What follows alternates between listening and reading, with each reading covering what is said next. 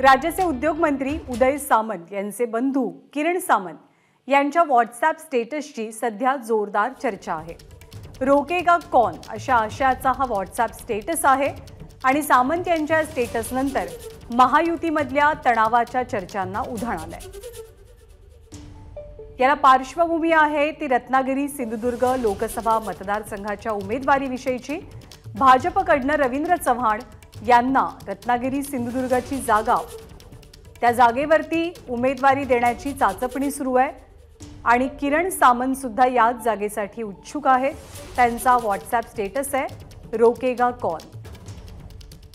अमोल मोरे आपल्याला अधिक माहिती देतात। अमोल, महायुतीमध्ये रस्तिखेच्या जागेवरनं कशी पाहायला मिळते?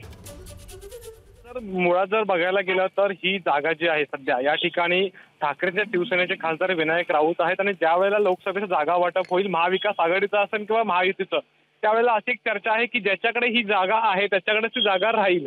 पण आता जर आपण काही वेळापूर्वी बघितलं तर एबीपी माझानं फिक्स बातमी ब्रेक केलेली आहे सर्वात प्रथम की रवींद्र चव्हाण यांना भाजपनं लढण्यासाठी किंवा वरिष्ठांनी सांगितलंय की तुम्ही रत्नागिरी सिंधुदुर्ग या लोकसभा मतदारसंघातून लढण्याची तयारी करा।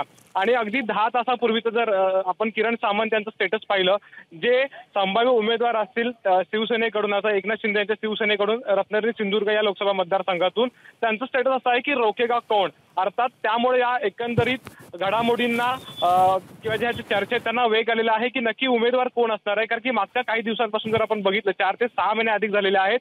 किरण सामंत जे उद्योगमंत्री उदय सामंत यांचे मोठे बंधू आहेत आणि त्यांचं नाव या ठिकाणी चर्चेत आहे।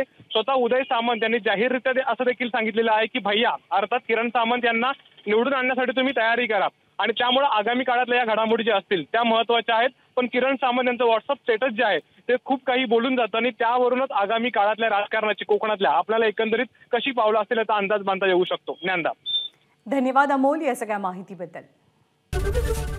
एबीपी माझा, उघडा डोळे बघा नीट।